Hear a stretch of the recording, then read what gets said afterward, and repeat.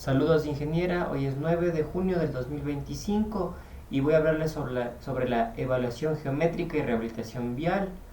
Entonces, es un tema fundamental en el ámbito de la ingeniería, obviamente vial, que es la evaluación geométrica y la rehabilitación vial. Entonces, es crucial cuando se trata del análisis y la mejora en las carreteras ya existentes.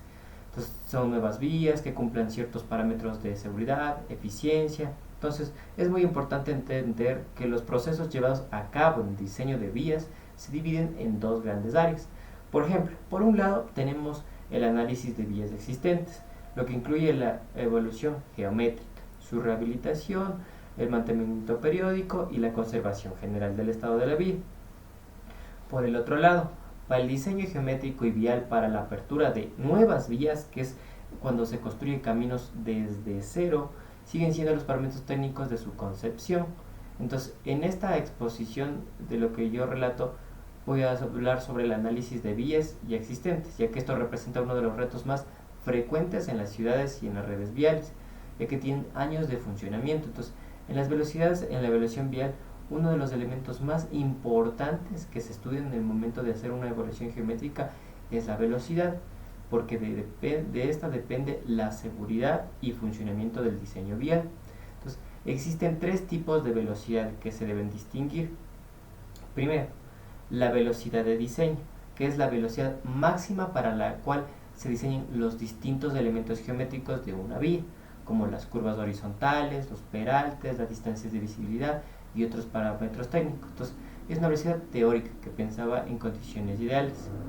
En un segundo tramo tenemos la velocidad de circulación, que es la velocidad real promedio que circula. Entonces depende de factores como el volumen de tráfico, el clima, tipo de vehículo, hora, el día, es decir, algo que realmente se observa ya en práctica. Entonces, como tercero está la velocidad máxima, que es la velocidad legalmente establecida y que debe ser respetada por todo conductor. Entonces, ¿qué quiere decir? Que es definida por las autoridades competentes, por la Agencia Metropolitana aquí de Quito. Entonces, un ejemplo, en las vías urbanas, la velocidad máxima permitida por los vehículos livianos y motocicletas son de 50 km por hora. En la Panamericana Norte, 90 km por hora. El transporte público y los vehículos pesados están en velocidades son más reducidas a 40 km y hasta 70 km perimetrales. Entonces, ahora, ¿cómo se determina la velocidad de circulación en una vía ya existente? Existen dos métodos principales.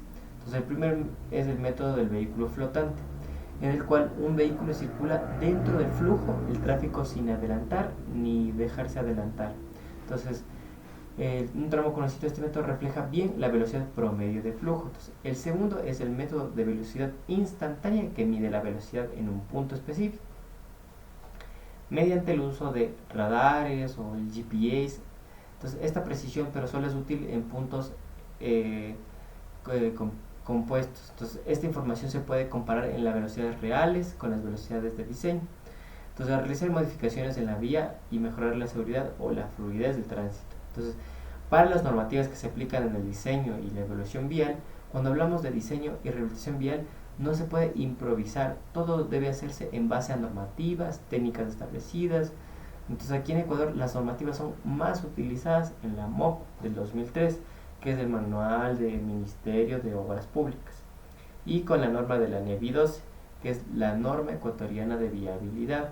Entonces, además, para preferencia, internacionalmente se suele consultar del libro del Green Book de Ashton, una guía de Estados Unidos ampliamente que se respeta de la ingeniería vial, que depende del tipo de proyecto que se aplica en diferentes documentos, como por ejemplo proyectos estatales que se usan entre la MOP del 2003 y la NEVI 12. Entonces, para estos estudios de factibilidad y diseño geométrico se utiliza la NEVI 12 volumen 2 junto a la MOP, que para el diseño de pavimentos se basa en el Ashton de 1993, por ejemplo. Entonces, se usa un correcto de estas normativas, que es de la vía, que cumplen estándares de seguridad, durabilidad y eficiencia.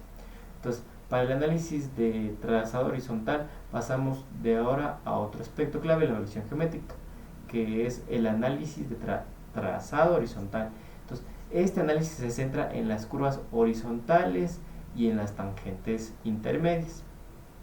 Primero, sobre las curvas horizontales se puede decir que son circulares, con un radio constante o con curvas de transición, entonces también conocidas como clotoides, que son espirales de Euler, entonces que permiten pasar suavemente de una recta a una curva. Entonces es fundamental verificar que el radio real de una curva cumpla con el radio mínimo normativo correspondiente a la velocidad de diseño. Entonces es muy pequeño la curva, que puede ser peligrosa, sobre todo en altas velocidades. Entonces, ¿qué decimos? Que se analiza el cumplimiento de otros parámetros para el peralte y la visibilidad de curva. Entonces, estas son las tangentes intermedias mínimas, que son los tramos recto entre dos curvas consecutivas. Entonces dice que permite al conductor que tenga una zona de descanso visual y maniobrabilidad antes de entrar a otra curva. Su cálculo siempre va a depender de varios factores, como la longitud de curvas adyacentes, los radios de curvatura. Si la tangente es demasiado corta, puede generar maniobras inseguras. Y eso, muchísimas gracias.